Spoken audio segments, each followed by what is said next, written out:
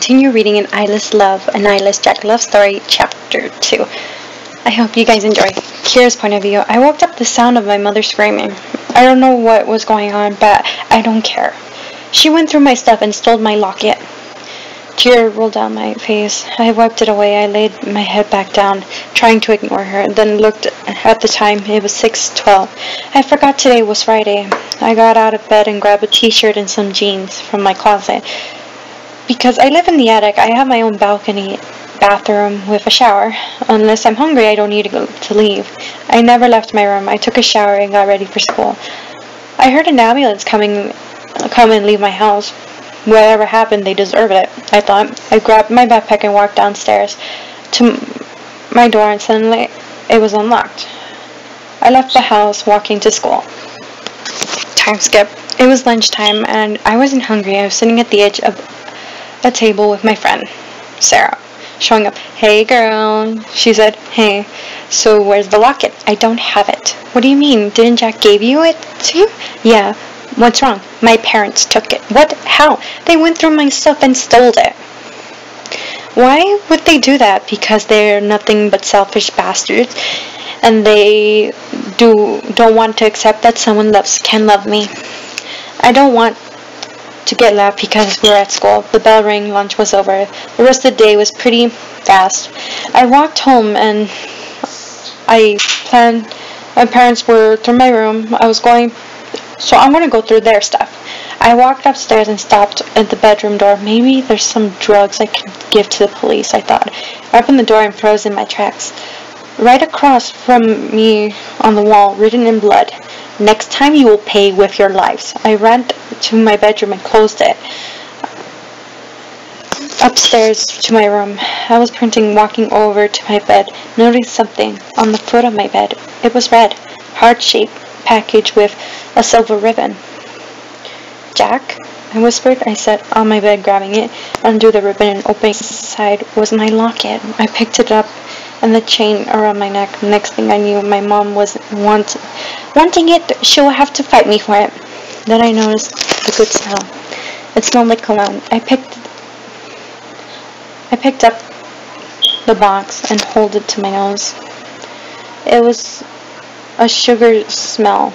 I looked inside the box to see there was something else. There was written in it looks like a red paint. It said, "I love you. I love you too." Even though I hadn't met him, I really did love him.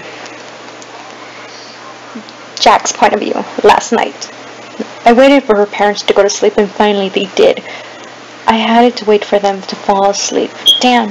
I waited about an hour. It felt like forever. I quickly opened the window and slipped inside. I walked to the foot of their bed, wondering who to pick first.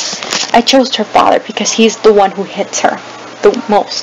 I slowly pulled the covers off him until there was nothing between me and his organs but his pajamas, and used my claws to puncture his stomach and slowly going downward.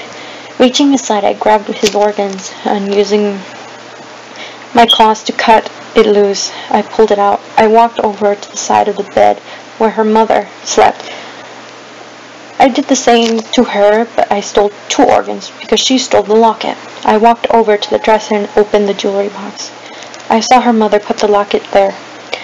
I grabbed the locket and placed it inside my pocket. I used the blood on my hands to start writing on the wall. Then I walked over to the window and jumped out. Kira's point of view. I was watching a video on YouTube the rest of the day. I almost read some stories they caught my eye. It was news reports saying it was a psycho who was on the loose, stealing people's organs, sometimes killing them. They call him Eyeless Jack. There was a picture of him that sent chills down my spine. I looked at the time, 12:03. I think I'm getting to bed now. I turned off my laptop and turned off my lights and returned to bed. I remember changing into my pajamas. The blanket was soft against my skin. I fell asleep. I woke up and grabbed my cell phone to check the time. It was 1:16, and I realized it was chilly in my room, and there was a full moon out. The moonlight coming through the window. My window was open. Getting up to close it, thinking much, I suddenly got the feeling that I was being watched. I looked around my room and studying my surroundings. And in the corner of my left was a dark figure. "Who are you?" I yelled. Suddenly the figure stepped into the moonlight. Everything he wore was black. Then I saw his face. A blue mask. No nose. No mouth. No eyes. Just big sockets where black liquid dripped from them. Eyeless Jack. I started to feel dizzy and my legs became weak. That I fell to the ground, but eyeless Jack ran to me and caught me. He put his hands behind my head, so I wouldn't look right at him. I know they say eyes were the window of the soul, but this person was looking at his no eyes so they could see into your own soul. How could they look into yours? Please, don't kill me, I whimpered. All he did was let out a sigh and pick me up bridal style and carried me to my bed. He sat down and sat me on his lap. I had no idea what he was going to do to me. "It's okay," his voice, and he said in a soft voice, "I love you."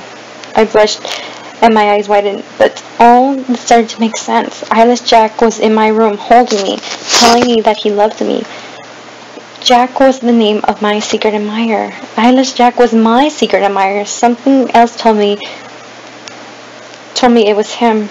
His cologne smelled like the package. I got it. "Jack?" "Yes, my love, it's me." He used his fingers to comb my hair. "Kira, I know I'm not all that you expected, but please believe I really do love you." I didn't say anything. I didn't know what to say. Would it make you feel better if I left?" "No," I whispered. "Please stay." "Of course I'll stay." I lifted my head to look at him. I wasn't scared. I was happy. I placed my hand on both sides of his mask and lifted past his lips. I closed my eyes and leaned in and kissed him. It felt magical. "I love you too." He picked me up again, laying me down on my bed, and he walked over to the other side of my bed and laid with me. He curled up next to me, I put my head on his chest. "Get some rest," he said, "and tomorrow I'll take you away from here." And with that, I closed my eyes and fell to sleep.